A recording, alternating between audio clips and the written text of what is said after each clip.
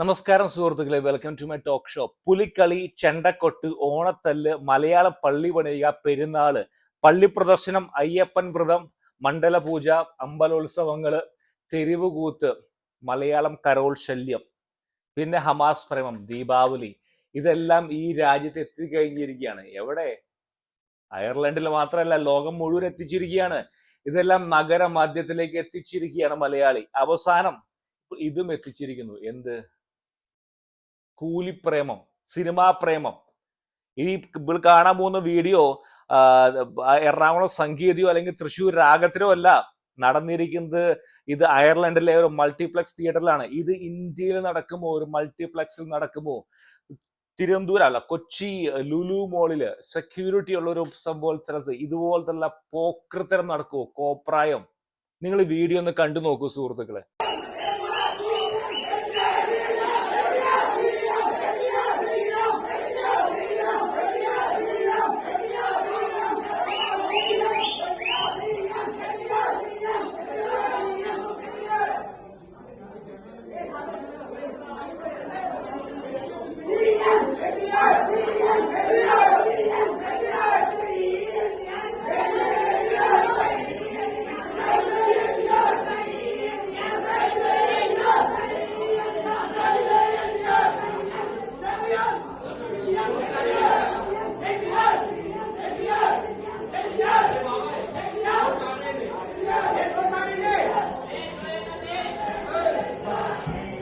ഞാൻ ഈ പറയാൻ പോകുന്നത് ശ്രദ്ധിച്ചു കേട്ടോ, സൂക്ഷിച്ചോ ഓരോ മലയാളിയും. നിങ്ങൾ ഈ പാട്ട് കേട്ടുമായിരിക്കും, പുഷ്പനെ അറിയാമോ, നിങ്ങൾ പുഷ്പനെ അറിയാമോ. ഇനി നിങ്ങൾ ഇതും കേട്ടോ, ഇതി അമീനെ അറിയാമോ, നിങ്ങൾ ഇതി അമീൻ അറിയാമോ. ഉഗാണ്ടയെ അറിയാമോ നിങ്ങൾക്ക്? 3 മാസമാണ് സമയം കൊടുത്തിരുന്നത്. ആര്? ഇതി അമീൻ. 3 മാസം കൊണ്ട് കിട്ടാവുന്നൊക്കെ വെട്ടിപ്പിടിച്ച് ബാഗിലാക്കി പൊക്കോ. ആരോടാ പറഞ്ഞേ? ഇന്ത്യൻ ഗുജറാത്തികളോട്. അതായത് ഗുജറാത്തികൾ 950ഓടെ ഉഗാണ്ടയിൽ പോയി കഷ്ടപ്പെട്ട് ബിസിനസ് വെട്ടിപ്പിടിച്ചു. ആരും കുറ്റം പറയാൻ സാധിക്കില്ല. ചെറിയ പലചരക്ക് കട, അവിടെയുള്ള പെട്രോൾ പമ്പുകൾ, അവിടെയുള്ള ഫാക്ടറികളൊക്കെ ഇന്ത്യക്കാരായിരുന്നു. 70% ബിസിനസ്സും ധനികരും ഗുജറാത്തികളായിട്ടുള്ള ഇന്ത്യൻ കച്ചവടക്കാരായിരുന്നു. മോശമില്ലാത്ത കാര്യമാണ്. പെട്ടെന്നൊരു ദിവസം ഇതി അമീൻ അവിടെ കടന്നു വരികയാണ്. അദ്ദേഹം പറയാണ്, ഇവിടെ ആകെ പട്ടേലും ഷായും മാത്രമേ ഉള്ളൂ, നമ്മുടെ ആൾക്കാർക്കൊന്നും ബിസിനസ് ഇല്ലല്ലോ ഇവിടെ. ആരാണ് ഈ ഷാ, ആരാണ് ഈ പട്ടേല്? നിക്കലോ ദസേ. 3 മാസം കൊണ്ട് അദ്ദേഹം എല്ലാവരെയും പുറത്താക്കി. പോകാതിരുന്നവരെ ജീവനോടെ കത്തിച്ചു എന്നാണ് പറയുന്നത്. അതുകൊണ്ട് ഞാൻ വീണ്ടും പറയുകയാണ്, എല്ലാ വിദേശ രാജ്യങ്ങളിലും, അമേരിക്ക ഉൾപ്പെടെ എല്ലാ രാജ്യങ്ങളും എക്സ്ട്രീം റൈറ്റ് വിങ് വളർച്ച പ്രാപിക്കുകയാണ്. ഞാൻ മുമ്പൊരു വീഡിയോ പറഞ്ഞതാണ്, ബോട്ടിൽ വരുന്നവരെ ജയിപ്പിച്ച സർക്കാർ തടയില്ല ജനങ്ങളെ മനസ്സിലാക്കിയിരിക്കുകയാണ്. ഒരു നേതാവ് കടന്നു വരികയാണ്, ബോട്ട് അവിടെ തന്നെ മുക്കാൻ പറയുകയാണെങ്കിൽ, കടലിൽ ബോട്ട് മുക്കാൻ പറയുകയാണെങ്കിൽ അതിന് തയ്യാറായ ഒരു ജനത തയ്യാറായിട്ടിരിക്കുകയാണ്. ബ്രിട്ടൻ, അയർലൻഡ്, സ്കോട്ട്ലൻഡ് ജനങ്ങൾ തയ്യാറാണ് ബോട്ടുകൾ മുക്കാനായിട്ട്. കാരണം എന്താ സംഭവിക്കുന്നത് അവിടെ? ഒരു 5 സ്റ്റാർ ഹോട്ടലിൽ പോലും താമസിക്കാത്ത ഐറിഷ് ജനത നോക്കുമ്പോൾ ഇന്നലെ വന്നവന്മാർ അവിടെ താമസിക്കുന്നു ക്രൗൺ പ്ലാസയില്. ഞാൻ ഇന്ത്യക്കാരുമായി ബന്ധപ്പെട്ട് പറയുകയാണെങ്കിൽ 2005, 2008 കാലഘട്ടങ്ങളിൽ വന്ന ഇന്ത്യക്കാര് തീർച്ചയായിട്ടും മാന്യമായി ജോലിയെടുത്തു, പണിയെടുത്തു, ജീവിച്ചു. പക്ഷെ 2018ഓടെ ഈ പറയുന്ന ഒരു സംസ്കാരം, പെട്ടെന്നൊരു സംസ്കാരം വരികയായിരുന്നു. ഈ എറണാകുളത്തിന്റെ അപ്പുറത്തേക്ക് പോകാത്തൊരു ജനത പെട്ടെന്ന് അങ്ങനെ കുടിയേറി വരികയാണ്. ഒന്നോടെ വെട്ടിപ്പിടുത്തം എങ്ങനെയാണെന്ന് അറിയാമോ നിങ്ങൾക്ക്? വീടുകൾ ഇല്ലാതാക്കുക. Housing crisis. എങ്ങനെയാ ഹൗസിംഗ് ക്രൈസിസ് ഉണ്ടാക്കുന്നത്? വീടുകൾ എല്ലാം വില കൂട്ടി വാങ്ങുക. അത് മലയാളി, ഈ മിഡിൽ ഈസ്റ്റിലെ, അതായത് 90% മലയാളികളും മിഡിൽ ഈസ്റ്റിൽ പണമുണ്ടാക്കിയത് ഏത് ബിസിനസ്സിൽ കൂടിയാ? ഏതാ? Man power supply. അതായത് നേപ്പാളിൽ നിന്നും, ശ്രീലങ്കയിൽ നിന്നും, ബംഗ്ലാദേശിൽ നിന്നും, ഇന്ത്യയിൽ നിന്നും ലേബറെ കൊണ്ട് സപ്ലൈ ചെയ്യുക. ഒരു ലേബർ ക്യാമ്പിൽ 100-150 പേരെ പാർപ്പിക്കുക. നിയമവിരുദ്ധമായ കാര്യങ്ങൾ. അതിൽ കൂടിയാണ് 90% ആൾക്കാർ തുടക്കത്തിലെ പണം ഉണ്ടാക്കിയത്. പിന്നെ അവർ പല ബിസിനസ്സിലേയും കടന്നു പോയിരിക്കുകയാണ്. Easy business. സെയിം പരിപാടിയാണ് ഇവിടെ ചെയ്യുന്നത്. അയർലൻഡില് ഒരു വീട് വാടകയ്ക്ക് എടുക്കും.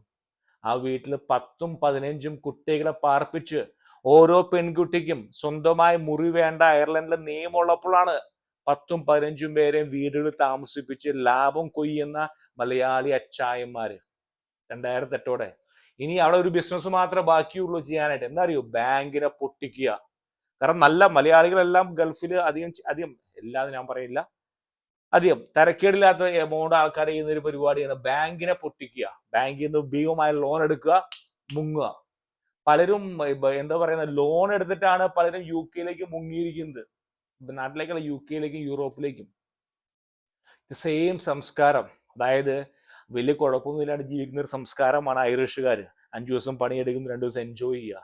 ഇവിടെ തീർച്ചയായും പണിയെടുക്കണം, നമ്മളെല്ലാവരും മാന്യമായി പണിയെടുക്കുന്നവരാണ്. പക്ഷെ വെട്ടിപ്പിടിക്കുന്ന ഈ ഒരു സംസ്കാരം നിങ്ങൾ കണ്ടോ? ഈ പറയുന്ന മലയാളി സംസ്കാരങ്ങൾ തെരുവിലേക്ക് ഇറക്കിയിരിക്കുകയാണ് ഇവര്.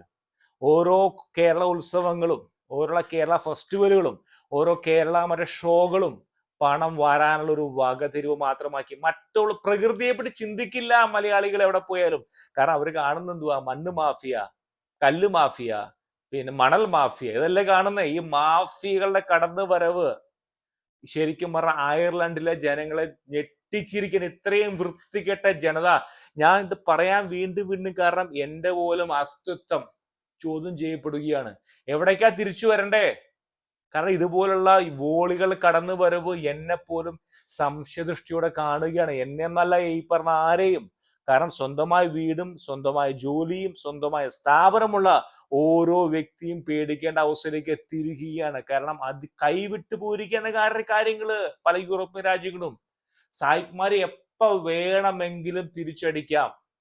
വളരെ വ്യക്തമാക്കി പറയുകയാണ്, തിരിച്ചടിക്കാൻ എപ്പോ വേണമെങ്കിലും തിരിച്ചടിക്കാം. കാരണം അതേപോലുള്ള പോക്കുത്തരങ്ങളാണ് കാണിക്കുന്നത്. പല പല വീഡിയോസും ഞാൻ ഇപ്പോൾ നിങ്ങളെ കാണിക്കുന്ന വീഡിയോ വന്നിരിക്കുന്നത് എക്സ്ട്രീം റൈറ്റ് വിങ് ആയിട്ടുള്ള ഐറിഷ് ഗ്രൂപ്പിൽ നിന്ന് കിട്ടിയ ഒരു വീഡിയോ ആണ് ഫേസ്ബുക്കിൽ നിന്ന്. കാരണം അവരിതൊക്കെ നോട്ട് ചെയ്യാൻ തുടങ്ങുകയാണ്. ആദ്യകാലങ്ങളിലൊക്കെ വിട്ടുകളഞ്ഞു, പോട്ടെ ചെറുപ്പം പിള്ളേരല്ലേ പോട്ടെ. പല കോളേജ് പയ്യന്മാരും ചെരുപ്പിട്ട് ഡ്രൈവിംഗ് ലൈസൻസിന് പോയി, അവരെ ഫെയിലാക്കി വിട്ടു. ചെരുപ്പിട്ട് പോകും. ഒരു സംസ്കാരത്തിൽ ചെല്ലുമ്പോൾ, പുതിയൊരു രാജ്യത്ത് പോകുമ്പോൾ എന്തൊക്കെ രീതിയിൽ ചെയ്യണം എന്നുള്ള കൗൺസിലിംഗ് പോയിട്ട് കിട്ടാതെ പെട്ടെന്ന് പണം ഉണ്ടാക്കി ഒരു കൂട്ടം യുവാക്കള് വരുത്തുന്ന മാറ്റം ഇതാണ് സംഭവിച്ചിരിക്കുന്നത്. പാസ്റ്റ് ഞാൻ പറഞ്ഞല്ലോ ഉഗാണ്ട, വീണ്ടും വീണ്ടും പറയാൻ ആഗ്രഹിക്കുന്നില്ല. ഉഗാണ്ട ആവർത്തിക്കാതിരിക്കട്ടെ. അയർലൻഡും ലണ്ടനും സ്പെയിനും എല്ലാം ഇളകിയിരിക്കുകയാണ്. സായിപ്പ് 3 തവണ ഡെയിലി 3 തവണ സായിപ്പ് ബീഫ് അടിക്കുന്നവനാണ്. അടി കിട്ടുമ്പോൾ ഓ ഞാൻ സൗത്താണ്, അയ്യോ എന്റെ പേര് ജോസഫ് ആണ്, ഞാൻ സുരേഷ് അല്ലേ, ഞാൻ അമീർ അല്ലേ എന്നിട്ട് കാര്യമില്ല. ഇടി കിട്ടുമ്പോൾ എല്ലാം അവരുടെ മുമ്പിൽ നമ്മളൊക്കെ ഒരേ സംസ്കാരം, ഒരേ ജാതി, ഒരേ രാജ്യം. അവിടെ ഞാൻ പറയരുത് ബൈബിളും കൊണ്ട് കൂടുന്ന കാര്യമില്ല. നല്ല ഇടി എല്ലാത്തിനും കിട്ടും. അതുകൊണ്ട് ഇത്തരത്തിലുള്ള പ്രവണതകൾ കണ്ടാൽ നിരുത്സാഹപ്പെടുത്തുക. മലയാളം സമാജങ്ങളും മലയാളം കമ്മിറ്റികളും ഇടപെടുക. ഇതിൽ അവർക്ക് മാത്രമല്ല, പള്ളി അച്ഛന്മാർക്ക് ഞാൻ വേറെ വീഡിയോ ചെയ്യുന്നുണ്ട്. സീറോ മലബാർ സഭയിലെ അച്ഛന്മാരുടെ UK പ്രവർത്തനങ്ങളെ പറ്റി. അവരെ വെറുതെ വിടുകയാണ്, കാരണം അത് വേറെ വീഡിയോ ചെയ്യാം. അപ്പോൾ മലയാളം കമ്മിറ്റിയിൽ ഇടപെട്ടാൽ നിങ്ങൾക്ക് അവിടെ നിന്ന് പോകാം. അല്ലെങ്കിൽ ഇത് ഉഗാണ്ട ഹൗസിലേക്ക് തിരിച്ചു പോകും.